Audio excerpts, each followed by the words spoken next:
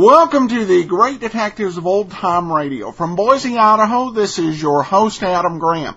Got a comment? Email me, box13@greatdetectives.net. Cast your vote for the show on Podcast Alley, podcastalley.greatdetectives.net. And you can also become a fan of the show on Facebook, facebook.greatdetectives.net. I've talked before, because some folks are asking, why don't you jump straight to the Bob Bailey Johnny Dollars? The answer, of course, is twofold. One is that I, want to go through the shows from their first airing till their last, in order. The second, though, is that it gives time for better episode encodes to come forward. And I got word that some folks are going to be in the process this summer of posting upgraded Bob Bailey half-hour shows, finding those copies and getting them available to people. And so hopefully we'll have some really nice listening when we get to the Bailey Johnny Dollars in the next few years. This particular episode we're going to play today is actually an upgrade on the file I had before. It's not great, but it's better than what I had. Before we do get started, though, I do want to remind you ever so briefly about Johnny Dollar Air. As you make your travel plans, make sure that you get the best deal. Go to JohnnyDollarAir.com, which is Priceline, where you can name your price on hotels, airline tickets, rental cars, and more, as well as being able to choose from published fares and getting great deals on vacation packages. Go to JohnnyDollarAir.com to see the amazing deals that are available. Today's episode of yours truly, Johnny Dollar, is going to be something that's a little bit different. It's a rehearsal recording. One thing you find when you listen to the old radio is there are some episodes of some shows that are only available as auditions or rehearsals. Now, we heard an audition when we heard the Dick Powell Johnny Dollar at the beginning of the series. Rehearsals are generally a lot more sparse, particularly on yours truly, Johnny Dollar. The big thing you will hear this episode is you will definitely miss the music track. There's no music in this particular episode. So hopefully you'll have a new appreciation of what the music means. Generally, my policy on playing rehearsals is that I only play rehearsals when I don't have the actual recording of the episode, which we don't, and if it's clean of any profanity bloopers. Because even though they didn't do it on the radio, folks in the 1950s still swore. In this episode, there's no profanity, and so it'll all work out. So let's go ahead and we will take a listen to The Man Who Wrote Himself to Death, also known as Stuart Palmer Writer. Call for Edmund O'Brien as Johnny Dollar. Mr. Dollar, this is Miss Ramey, Legal Department, Britannia Casualty and Life. Oh, yeah, Miss Ramey. Thanks for calling back. I just wanted to get something straight. If a murderer is executed, does his policy pay off? Well, that's an unusual question. As far as I know, yes, but we've never faced the situation. Well, put on your makeup. It's liable to happen any minute.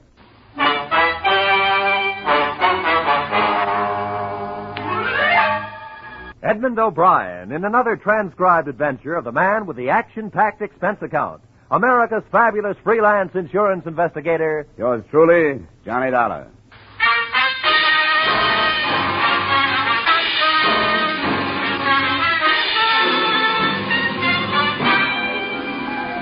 Expense account submitted by Special Investigator Johnny Dollar to Britannia Casualty and Life, Hartford, Connecticut.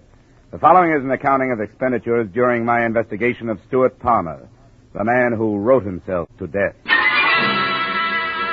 Expense account, item 1, $120.42, air and miscellaneous travel expenses from Hartford to Chicago and the Cook County Jail. Well, you can make up your own mind about him, Dollar. He's like all those writers. If he isn't guilty, he's crazy. How are you, Lieutenant? Oh, hi, Markowitz. This is Mr. Dollar. Hello, how are you? Mr. Dollar? He's an insurance dick. He wants to talk to Palmer. Call him out, will you? Sure thing, Lieutenant. Hey, Palmer, the mother's here. I'll see you on your way out, Dollar. Yeah, thanks a lot, Lieutenant. Here's your boy, Mr. Dollar. You'll have to talk to him through the bridge. Stuart Palmer? Yeah. My name is Dollar. Britannic Casualty and Life sent me out here. I understand you're in some difficulty. If there's anything I can do to help... You didn't come here to help me. You came to investigate my new policy. Now, look. I don't need your help or anybody else's. I paid my first premium. That's all you or the company need be concerned about. They're concerned about the fact that you're being held on suspicion of murder. That doesn't affect the policy. Have you retained counsel? That's none of your business. Thanks for the cooperation. Nice to meet friends in a strange city. You can have him, Markowitz. Thanks. Well, Dollar? Lovable, isn't he? What have you got on him? Oh, not much. Some wino was killed in the Clark Street pool room. Palmer was holding one of the cues. We pulled him in with about 14 others. When are you going to release him? We're not sure. He's been in before, you know. Tell me, what's the matter with him? Who knows? He's a writer. Crime stuff. Hangs around the West Madison district a lot of the time. Calls it research. Does he still have that Kenwood address? Wait a sec. Yeah. 5715. Well, I hope his wife is jollier than he is.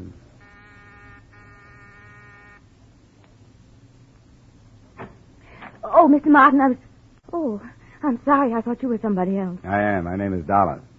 I'm an insurance investigator. Well, I'm sorry. We have all the insurance we can use. I said investigator. I want to talk to you about your husband. Oh, come in. Why do you do this to him? And why? It's like he says. You're all after him. You don't like him because he's a genius. You don't understand him. You'll never understand Now, him. wait a minute. You can try all you want to. As Stuart says, when one human being does something better than another human being, that's when they attack him. Well, go ahead. Look, Mrs. Palmer, I'm on your side. I'm not the police. Oh. Now, why don't you sit down? I'll explain the whole thing to you. Come on. That's better. Now, your husband took out a $100,000 life insurance policy last week. Well, there's certainly nothing wrong with that. Mrs. Palmer, please. This week, your husband is arrested on suspicion of murder. There, you see? You don't know anything about him, and already you're accusing him of the most awful thing. I am not accusing him of anything, Mrs. Palmer. I'm just trying to help. I talked with your husband a little while ago. He wasn't very cooperative. I'd hoped you would be. Well, you put him in jail, and then you expect him to be cooperative. Does he have a lawyer? Yes, of course, Mr. Martin. That's who I thought you were. Well, how does Mr. Martin feel about this? But he's been very nice. Stuart isn't worried. Stuart knows that Mr. Martin can spring him any time he wants to. I see. What does your husband write? Books? Well, he used to write for the radio. But as he says, it's a very limited medium. So one morning he went to his agent and tore that contract up right in his face. And that very day he started to write his play. 140 pages. Uh-huh. With real people and everything. He took every one of them from life. Is the play about crime? How did you know that? Well, I met your husband doing a little research in jail. Well, they put him in jail because they don't understand. As he says, they don't put a doctor to bed in a hospital because he's doing research on a dangerous disease. People don't know good from evil. That's what's wrong. They're afraid of the truth, and that's what Stuart writes. He practically lives with his subjects. Criminals? Yes, he studies them. Nobody can write believably about something unless they're familiar with it. That's the sacrifice he makes. You don't get to see much of him, do you? Well, his work is infinitely more important than I am. But as soon as his play is produced, we're going away together. Atlantic City or Bermuda. The manuscript has been in New York for 6 months now, so it shouldn't be long before he hears. What has your husband's income been for the past 6 months? Well, there hasn't been much. But great art is often born of poverty. But $100,000 insurance policies aren't. Who's this man, Neil Beasley, your co-beneficiary? Co-beneficiary? Well, if you're going to sit here and be insulting, perhaps you'd better leave. Well, perhaps I'd better. You mentioned an agent. What's his name? George Michaelkoff. He's in the Ingram building. Crazy. The guy is crazy. You can't do business with a guy like that. Art, he talks. Everything's got to be art. Spends his time with bums, and he calls it art. Hasn't he done anything for 6 months, Mr. Michaelkoff? Not with me. Well, let's face it. Not with nobody. You know, he could have been a good writer, this boy. But he was too arty, not commercial. Then, boom, he's got to write a play. And where is it? Probably in the bottom drawer of Hallstein's desk. And it's going to stay there. Here's a copy. Take it along and read it. Thanks. What about this research he does? Research? Is that what he told you? I had to go down to the county jail and bail him out. Twice. That's what washed me up. Someday they're going to catch him with the goods on him. You know, maybe it started out to be research, but it ain't now. Well, how did it start? With a guy named Neil Beasley. Neil Beasley? Oh, you heard of him, huh? Yeah. Yeah, that's the boy. He took Palmer under his wing, and that's where he still is. I don't know. Maybe he can't get out. Beasley came up to the office with Palmer once. What a character. Where does this Beasley hang out, do you know? Who knows? Nasty neighborhoods. Expense account, item 2, 80 cents, cab fare to a nasty neighborhood. After a lot of questions and bad bourbon, I came across a character who called himself Roscoe. Roscoe was the walking who's who of the district. When I mentioned the name Beasley, he swallowed his drink, wiped the back of his hand over his mouth, and leaned over the table toward me. Beasley. Let's see. Beasley. Come on, here. Here's something to stimulate your memory. Oh, yes, of course. Beasley, Neil Beasley. Been a friend of mine for years. Slipped my mind. Getting old. Beasley was born in Cincinnati of well-to-do parents. They say he attended Harvard, but perhaps it's only a story. You know how stories start. Skip the history. Where can I find him? Any number of places. If the racetrack was open, you'd find him there, but the racetrack ain't open. There is his place of residence. Where is that? I don't know.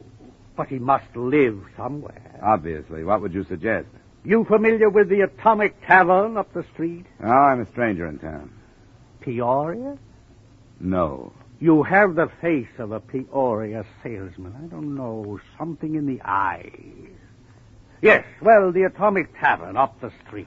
Thanks, Roscoe. You never did say where you were from. Hartford, Connecticut.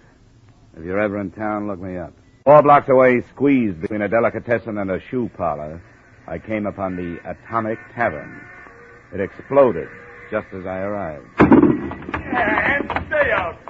That's no name to call a lady. Oh, come right in, sir. Come in. Anybody with a civil tongue is welcome, sir. Thanks. Yeah, boys. Neil Beasley around? Eh? Who wants him? His name is Johnny Dollar. I'm a friend of Stuart Palmer's. Well, you tell him that. He's at the back table there. All right, boys, come on, what you have? Don't bother me. Don't bother me anymore. Your name, Beasley? Mr. Beasley. Who are you? Mr. Dollar. What's business, Dollar? Insurance, investigation end. Can I sit down? I'm working for a company that holds a policy on the life of Stuart Palmer. Insurance racket. I wonder how it started. I suppose somebody back in Rome bet Julius Caesar 10 drachmas he wouldn't live through the 15th of March and won. What do you want with me? Well, I'm looking for somebody who'll make some sense. Maybe you're it. I understand you're Palmer's beneficiary. That's right. He's a good boy. Yeah, but he's not a good risk. The company insures a radio right. I come out here and learn he's a petty criminal. What's your problem, Dollar? Why don't you cancel the policy? Well, I will if I can. Tell me, what got him started? Well, put yourself in his place. He spends a lot of time around here learning so he can write good stuff.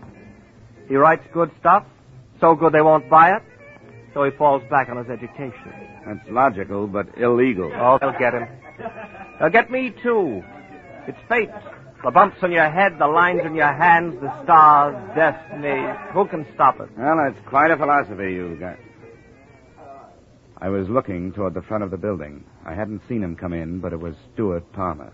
He was standing at the elbow of the bar, obviously looking for his friend. When he spotted me, he started for the door. Oh, sit down, Dollar. That's my arm, Beasley. Sit down and leave him alone. The cops released him. Just leave him alone. Let go, Beasley. Hey, what's the furniture? Lay off, will you? Look what you're doing. By the time I got outside, he was half a block away, heading west. I knocked over several West Madison Street characters, and then it suddenly occurred to me that the only reason I was chasing him was because he was running away from me. I was 50 feet behind him when he rounded a Walgreens drugstore on the corner. For a second, I lost him. Then I saw him. He wasn't running. He was turned toward me. Palmer! Don't! The crowd! I bent over the newsboy just long enough to see that he was dead. And I started after Palmer again. There was no mistake about it. He wanted that policy, and he'd kill to keep it. In just a moment, we will return to the second act of yours truly, Johnny Dollar. But first, the screen sophisticated, caustic Mr. Belvedere, alias Clifton Webb, will swap quips with Bing Crosby on the Groner CBS show this Wednesday night. CBS cordially invites you to hear this great show that promises some of the best laughs of the season when it comes your way on most of these same CBS stations this Wednesday night. Mildred Bailey, the rocking chair lady of Hawker Song, also will be on hand as guest star. So remember, be listening when Clifton Webb, Mildred Bailey, and Bing Crosby get together tomorrow night. Now, with our star, Edmund O'Brien, we return to the second act of Yours Truly, Johnny Dollar. I lost Palmer in the next block. If daylight had held for a little longer, maybe I could have stopped the whole thing. I looked at my watch. It was 6:05. The Hartford office was closed. I headed back for a phone in the Walgreen drugstore. I got to the corner just as the police in the person of Lieutenant Carrigan pulled up. All right, they're away. Dollar! What the devil are you doing here? Look at that kid, Carrigan, lying there.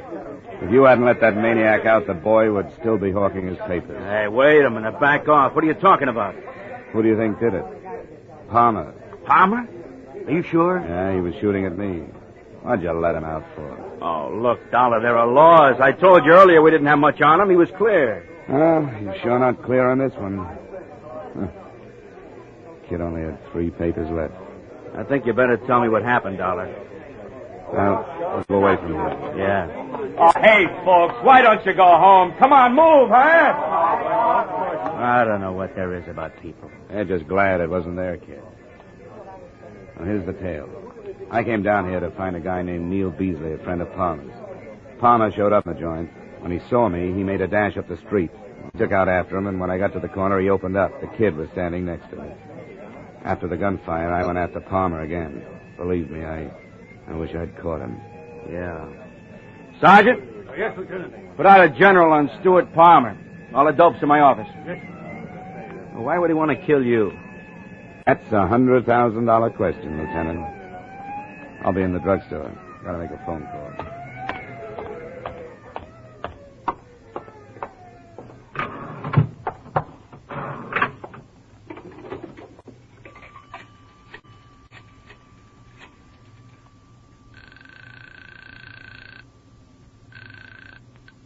Hello?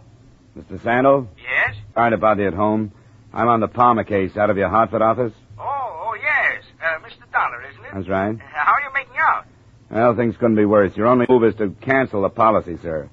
How soon can you do that? On good grounds. Well, I couldn't get word from the East until tomorrow afternoon at the earliest. Well, if you can't do it tonight, just forget the whole thing. Well, I don't understand.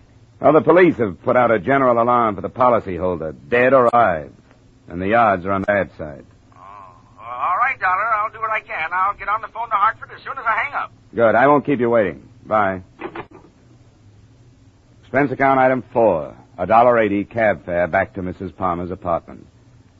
On the way, I suppose I should have been worried about the $100,000 worth of policy, but that didn't seem to bother me. There was the newsboy who never knew what hit him, and there was Palmer's wife. I was going to have to tell her about it.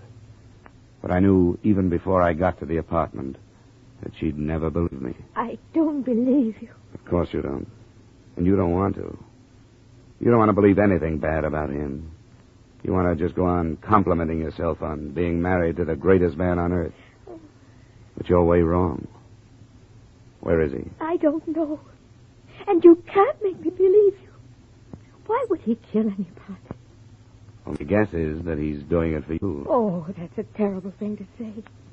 He wouldn't do anything wrong, even for me. He took out an insurance policy that he couldn't afford. Why do you think he did that? I don't know. I never understood about business. Well, he sure got you. Some people have collie dogs, and he's got you.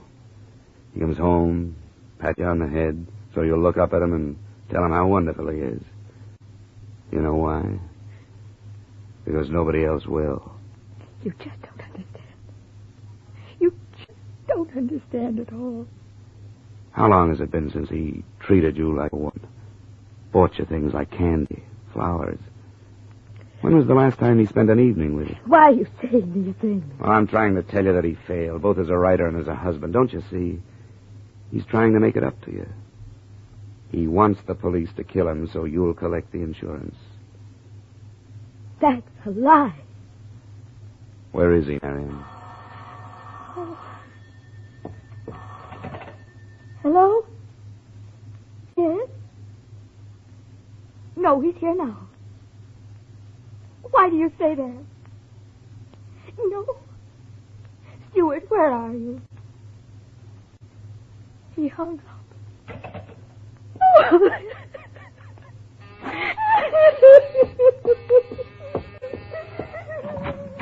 Well, look who's here. I wish Palmer was as easy to find as you are. You won't find him here. Does she know where he is? No, he just phoned her. Wouldn't tell her. Well, looks like a long night. Yeah. For her, too. Mind if I ride back to the Madison district with you?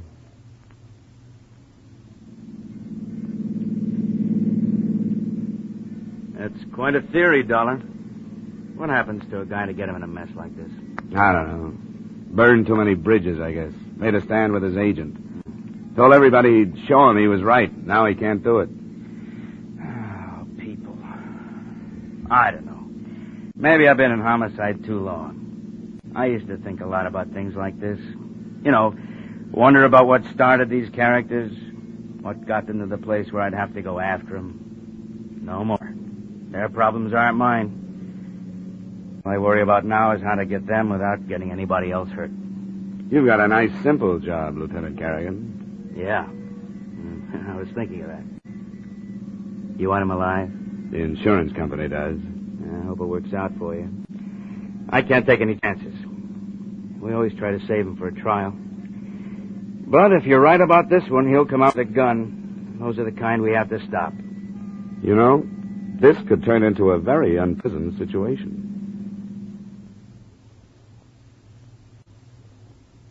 The lieutenant was kind enough to drop me at the Atomic Tavern. The place was empty. The sirens had frightened most of the clientele out of the precinct. All except one. He sat in the same position, at the same table, with what looked like the same glass of beer.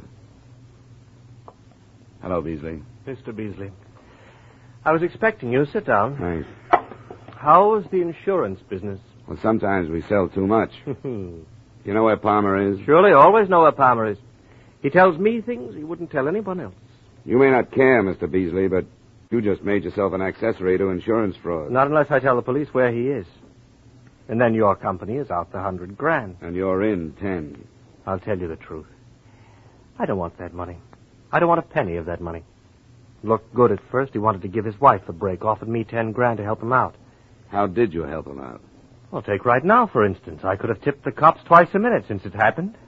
In fact, I was supposed to. Cops would have killed him. Wife and I would have collected our money. But I can't do it. Isn't it a little late for Boy Scouting? No. No, not if you could talk him out of it. Where is he? No cops. No cops. Just as soon as I finish my beer.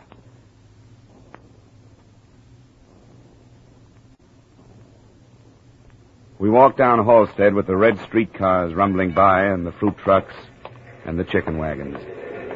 I didn't notice the name of the street we turned west on, but a block and a half later, we stopped, 2 doors away from a basement barber shop. Well, it's where he is. You're crazy to go in there. Are you staying out here? No, I'm going in. But I'm crazy, too. Really? That's why you should never listen to a guy like me. Farmer's got nothing to lose. How much do they pay you for getting killed? Come on, if you're going, let's go. Okay.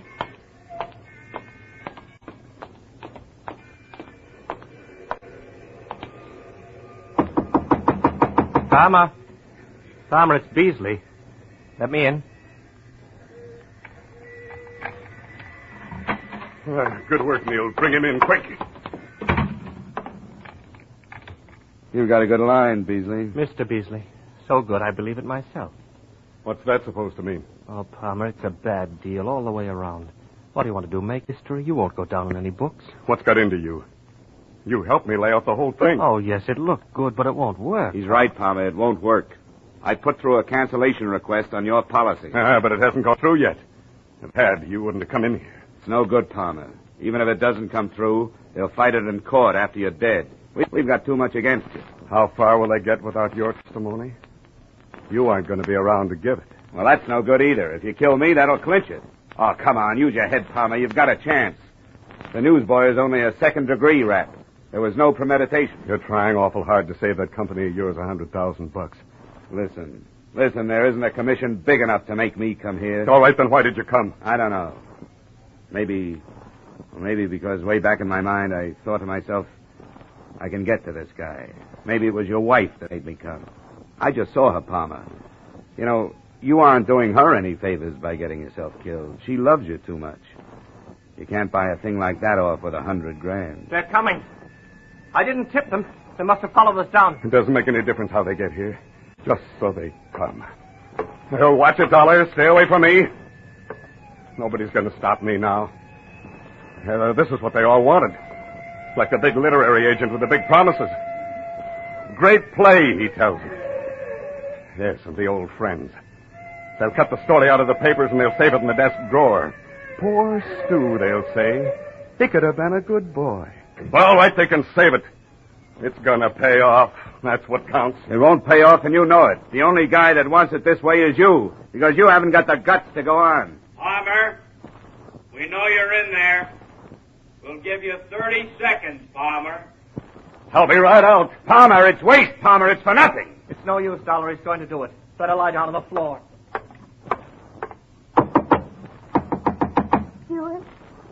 Stuart, are you in there? Marion, get away from here. I want to talk to you, Stuart. Open the door. Oh. Come on in here. Marion, what are you doing here? Mr. Lieutenant, don't do it, Stuart. I don't want money that way. Wait a minute. Did they make you come in here? No, I wanted to go. Don't do it, Stuart. Goodbye, Marion. Stuart, don't go! Stuart, come back! Let go of me. Stuart! Get on the floor. No! Come on, No! sit down. There's nothing you can do. Stop, Palmer. Stop.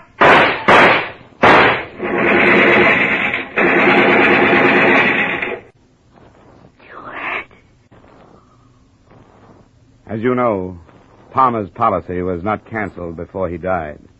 But I'm sure that with a staff of legal geniuses employed by the Britannia Company, you'll come out all right. A soft judge gave Beasley 60 days for attempted insurance fraud, and that was it. Expense account item 6, same as item 1, transportation Chicago to Hartford. Expense account total $635.24.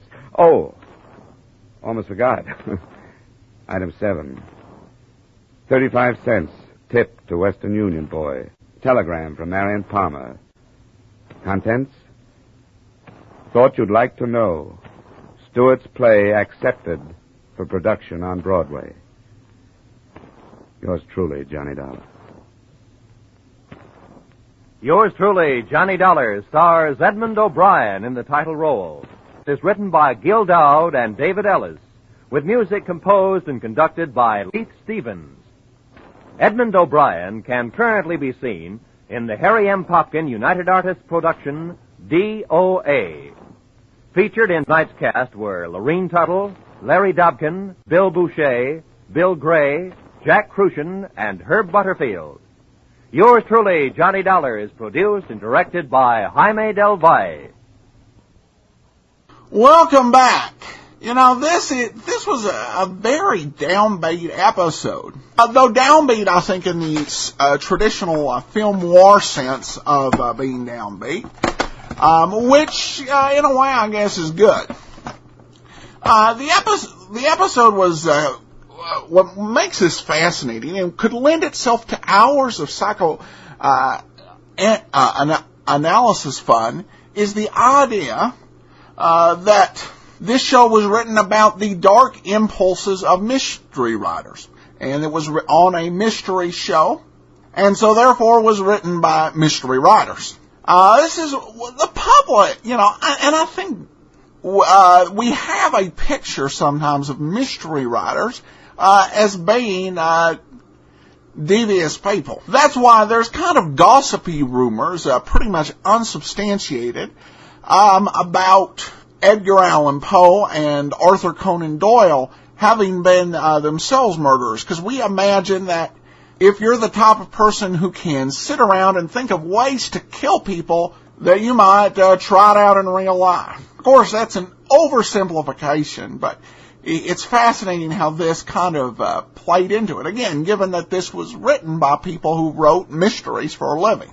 I did get an email from a listener who stated that in Real Player, the now playing list looks kind of odd. It says that when episode 84, 159 of Sherlock Holmes is showing, episode 84 will instead be showing.